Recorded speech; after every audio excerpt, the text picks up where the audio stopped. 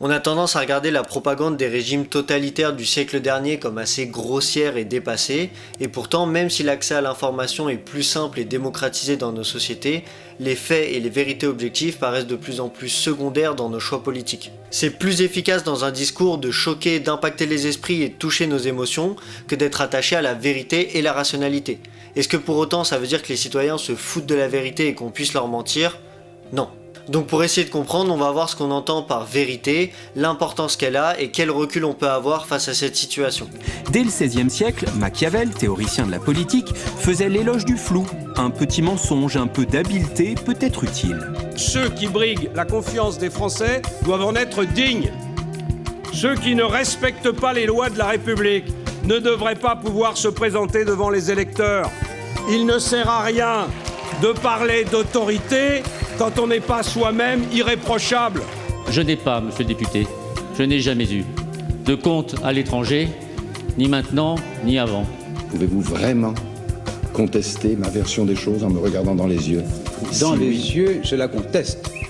Depuis quelques années a émergé un nouveau concept, c'est l'idée selon laquelle on vivrait dans l'ère de la post-vérité. Le principe est simple, ça signifie que l'appel aux émotions et aux opinions personnelles a plus d'influence sur l'opinion publique que les faits objectifs. Donc c'est pas tant que la vérité est cachée ou falsifiée, mais c'est qu'elle devient insignifiante. Et on se retrouve dans une situation où toutes les opinions se valent, peu importe leur fondement. Son incarnation la plus connue au niveau international, c'est Donald Trump. They're eating the dogs, the people that came in, they're eating the cats. C'est un concept qui est encore discuté en sciences sociales, mais ça apporte déjà pas mal de réflexions intéressantes. La première, c'est que si effectivement on vit dans une société où l'on croit certaines choses uniquement parce qu'on a envie d'y croire, peu importe si c'est vrai, ça pose un problème démocratique. Évidemment, les débats politiques sont infinis et il sera jamais possible dans une société d'avoir un consensus sur tout, tout le temps. Mais il faut un minimum de vérité, c'est-à-dire une base collective qui permet d'avoir des points de départ communs sur lesquels, si ce n'est tous, mais l'écrasante majorité de la population est d'accord pour pouvoir ensuite discuter. Mais est-ce que c'est grave qu'il y ait des gens qui pensent que la Terre est plate, franchement ? Ah oui, je vous confirme. Eh bien, en fait, le problème, c'est pas tant qu'il... Franchement. Laissez-moi répondre. Je vais vous le dire, c'est assez une simple. vraie question. Le problème, c'est pas que les gens croient que la Terre est plate, c'est qu'ils pensent qu'on leur ment sur le fait qu'elle est ronde. Et eh bien, si les gens pensent qu'il y a une espèce d'organisation fondamentale pour mentir à la population, c'est une vision du monde qui est absolument terrifiante et qui ne permet pas de vivre en société. Soyons clairs, toutes les opinions ne sont pas respectables ou égales. Une chose, c'est par exemple de débattre de deux théories économiques comme le marxisme ou le libéralisme. Bon là, ok, ça a sa place, c'est légitime. Par contre, une personne qui affirme que la Terre est plate ou que le réchauffement climatique n'existe pas, on peut pas considérer que ce discours part sur un pied d'égalité. Ce qui tranche, c'est principalement la science. Ça veut pas dire qu'elle est parfaite, finie et qu'elle peut pas se tromper ou douter, mais quand il y a un consensus des pairs et qu'à l'épreuve du temps le constat se confirme, on peut établir que ça devient une vérité. Je pense par exemple au fait que la Terre tourne autour du Soleil, à la loi de la gravité, ou encore que 2 et 2 font 4. La science a ce statut qui peut établir des vérités parce que c'est le domaine qui a les méthodes les plus développées, rigoureuses et vérifiables. Si elle peut établir ce qui est vrai, ça veut pas dire non plus qu'elle est neutre et qu'elle pourrait ou devrait gouverner nos sociétés. Il faut pas tomber dans l'autre extrême, sinon qu'il faut un équilibre avec la morale, l'éthique, les intérêts économiques et même trancher entre des contradictions. Et ça, c'est le rôle de la politique justement. Sur la question climatique par exemple, on doit pouvoir discuter des solutions en prenant en compte les impacts sociaux, etc. Et on peut même en soi choisir de ne pas en tenir compte, dire on s'en fout, on continue comme ça et on change rien. Mais c'est plus possible de nier que le réchauffement climatique est une réalité. Et là on arrive dans la partie la plus délicate, c'est celle de la confiance. Pour apprendre ou accumuler du savoir, l'immense majorité du temps il faut accepter à un moment de faire confiance à une ou plusieurs sources. Ça peut être un prof, un média, une institution publique, etc. Il n'y a pas un mode d'emploi unique et infaillible, mais disons que pour caricaturer un peu, une information qui est validée par différents états, plusieurs médias sérieux et divers, appuyée quand c'est possible par des études universitaires ou scientifiques, et qui tient dans le temps, c'est bien plus sûr et fiable qu'une vidéo générée par IA qu'on retrouve sur TikTok. Wesh, Pélon, je fais affaire la rinani, wesh, Pélon. Faites affaire la rinani. Ça n'empêche que l'esprit critique est important quelle que soit la source, mais étant donné qu'on peut pas soi-même tout connaître et vérifier, c'est inévitable de finir par devoir faire confiance. Concrètement, par exemple, pour revenir à l'histoire de la Terre plate, j'ai pas besoin d'être astronaute ou d'aller dans l'espace pour croire qu'elle est ronde. Je considère qu'il y a assez d'éléments concordants pour faire confiance. Et le paradoxe de notre époque, c'est que techniquement, on a facilement accès à ces informations et à la possibilité de recouper avec des sources fiables et diverses. Mais on est tellement noyé sous une quantité monstrueuse d'informations qu'on en devient vite dépassé. Et les réseaux sociaux ont ici un rôle central. On le sait depuis quelques années, les algorithmes nous enferment dans des bulles virtuelles où on nous montre que ce qu'on veut entendre. On nous propose peu de contradictions et c'est rare de tomber sur des arguments qui pourraient stimuler notre esprit critique. C'est pour ça que je parle pas de débiles qui pensent mal et d'autres qui pensent bien, parce qu'on est tous touchés par ces algorithmes. Et il faut faire un travail constant d'autocritique pour éviter de tomber dans ce piège. Et même en le sachant, ça n'empêche pas d'avaler quelquefois des informations erronées. Entre autres parce que les fake news se diffusent beaucoup plus vite que les informations factuelles et réelles, et ça s'explique par l'appel aux émotions, et que très souvent, inconsciemment, on a envie d'y croire. Pourquoi est-ce que notre cerveau est attiré, happé par les fake news? Alors notre cerveau est attiré par les explications en fait. C'est plus ça. C'est juste que les fake news souvent sont des explications qui sont soit émotionnelles, soit jouent sur les peurs, soit jouent sur les a priori. Donc si moi je crois déjà qu'il va y avoir un complot, c'est plus simple pour moi d'y croire. Et c'est souvent sensationnaliste. Pourquoi c'est plus simple d'y croire? Parce que c'est une explication simple à un événement qui souvent est complètement qui sort de l'ordinaire. D'ailleurs, l'utilisation des failles de notre cerveau, c'est un biais qui est exploité par les industriels depuis des décennies, bien avant l'arrivée d'Internet, dans le but d'instaurer le doute et de contourner les vérités dérangeantes. Une déclaration de dirigeant de grandes marques américaines de tabac lors d'une audition au Congrès en 1994. La principale stratégie de l'industrie du tabac consistait à semer le doute. La première stratégie, et la plus importante, était de dire que la science n'était pas encore fixée, qu'il restait beaucoup d'incertitudes et que les scientifiques étaient toujours en désaccord. Pour cela, ils recrutaient des scientifiques isolés, aux opinions divergentes, et les mettaient en avant dans les médias afin de donner l'impression d'un débat scientifique, alors qu'en réalité, l'immense majorité des chercheurs savaient déjà que le tabac était nocif pour la santé. Et il y a un dernier point qui me paraît essentiel dans cette perte d'attachement à la vérité, c'est la responsabilité du système politique lui-même. Je pense en particulier à ce qui est évident et le plus critiquable, le mensonge.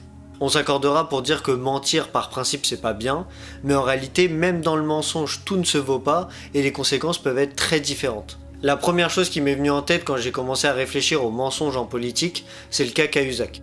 Pour rappel, c'était le ministre du budget de 2012 à 2013 et Mediapart avait révélé qu'il avait un compte caché en Suisse, ce qu'il a nié. Les yeux dans les yeux. Est-ce que vous avez eu un compte en Suisse ou pas? Je n'ai jamais eu de compte en Suisse, Jean-Jacques Bourdin. Et la réponse, aucun moment. Et la réponse, à aucun moment. À aucun moment. Et la réponse apportée aux autorités françaises par la Suisse permettra, je l'espère, et très vite, et le plus vite serait le mieux, d'en finir avec ces saletés. Et puis finalement, c'était bien vrai et il a été condamné. Mais contrairement à ce qu'on pourrait penser, je crois que cette affaire est plutôt rassurante sur le fond, parce qu'elle renforce la confiance dans le système judiciaire et politique. Je m'explique. Évidemment, pour lui personnellement ou l'image individuelle des politiques, c'est négatif. Mais c'est pas resté impuni et suite à ce scandale, on a même créé le parquet national financier. Donc c'est typiquement le genre de cas où le mensonge est sanctionné judiciairement et moralement par l'ensemble de la société. On pourrait d'ailleurs faire les mêmes conclusions de l'affaire Fillon, et les deux ont depuis disparu du champ politique. Par contre, il y a bien des mensonges qui sont peut-être moins spectaculaires à l'instant T, mais qui sont plus profonds et problématiques, c'est ceux qui sont structurels et qui viennent de l'État, c'est-à-dire pas des fautes individuelles. Un exemple récent, c'est les stocks de masques au début de la crise Covid. On le sait aujourd'hui depuis un petit moment maintenant que le gouvernement a menti en connaissance de cause et effrontément, et c'est resté globalement impuni. Un autre qui est plus une trahison qu'un mensonge à proprement dit, mais ça va dans le même sens, c'est le référendum de 2005. On a fait voter les Français sur un traité constitutionnel européen, les gens ont dit non à 55%, et 2 ans après, le Parlement a malgré tout validé un texte similaire. Ici, on est sur des problèmes d'un autre ordre que Cahuzac ou Fillon parce qu'ils sont organisés, collectifs et établis au plus haut sommet de l'État, tout en restant impunis. Donc on en revient à la question de la confiance. Avec ces mensonges, on prend le risque que la parole officielle et les institutions publiques ne servent plus de référence et de source fiable, donc on participe au doute, à la méfiance et à l'établissement de cet état de post-vérité. D'ailleurs, si on cherche une incarnation politique de cette perte de confiance envers l'État, on fera pas mieux que les Gilets jaunes. Macron, décapitation! Macron! Explosion! Pour finir, il y a une dernière forme de mensonge plus subtile et bien ancrée dans le jeu politique, c'est mentir avec la vérité ou par omission. Je vais donner un exemple tout de suite pour que ce soit clair. Numéro 2, vous dites, pourquoi est-ce que vous parlez d'immigration alors que les gens, ce qui les intéresse, c'est l'économie? Parce qu'il y a une relation directe. Voilà, je suis obligé de vous le dire. Il y a une relation directe, évidemment, entre les 500 000 personnes que nous accueillons par an. 500 000 personnes par an. C'est énorme. Légalement, hein. Je ne parle pas des clandestins, je parle légalement. Dans cet extrait, ce qu'on retient, c'est que la France accueille chaque année 500 000 nouveaux immigrés, ce qui représente à peu près l'équivalent de la ville de Toulouse. Et dans la suite de l'interview, elle est reprise par personne, donc on peut penser que c'est vrai et factuel. Et c'est là que ça devient intéressant. Alors, déjà les méthodes de calcul pour arriver à 500 000 sont contestées et légèrement gonflées, mais disons que peu importe, partons de l'idée que ce soit vrai. Il y a un problème majeur avec cette affirmation, c'est qu'elle ne prend pas en compte les départs. C'est comme faire une étude démographique en comptant les naissances et en oubliant les décès. Donc c'est trompeur, et quand on calcule ce qu'on appelle le solde migratoire, c'est-à-dire les entrées moins les sorties, on arrive à des chiffres bien moindres, en moyenne inférieurs à 200 000. Donc là c'est l'exemple type de tromperie et de mensonge à partir d'un fragment de vérité. Elle laisse croire, en gardant que les chiffres qui l'arrangent, que la population immigrée augmente 3 fois plus que la réalité. Papy, tu n'as pas vu que tu avais marché dans le caca? Non, je n'ai pas marché dans le caca. Si, je viens de le voir, tu as marché dedans. Est-ce que tu sais ce que disait le grand savant anglais Isaac Newton? Il n'y a que les médiocres qui se font duper par les apparences. Toi, tu n'es pas médiocre, alors tu ne te feras pas avoir. Je n'ai pas du tout marché dans le caca. Ça ne m'est jamais arrivé de toute ma vie et c'est pas demain que ça arrivera. Les jardiniers ont retourné le terrain et du coup des mottes de terre du dessous, qui ont une consistance très proche de celle du caca, peuvent se retrouver au-dessus. Tu as compris? Est-ce que c'est plus clair du coup? Oui, papy. C'était pas du caca, même si on aurait dit. Bravo. Qu'as-tu appris aujourd'hui? Que la terre ressemblait à du caca. Non. Tu as appris qu'une vérité dépendait du ton sur lequel elle était dite et de la conviction avec laquelle on l'affirmait. Donc c'était peut-être du caca. Et peut-être que Newton n'a jamais prononcé cette phrase. C'est important ça? Non. La seule chose qui est importante, c'est que toi, tu y as cru. Bon. Dans le fond, personne ne renonce délibérément à la vérité. Tout le monde croit s'en rapprocher le plus possible et c'est normal.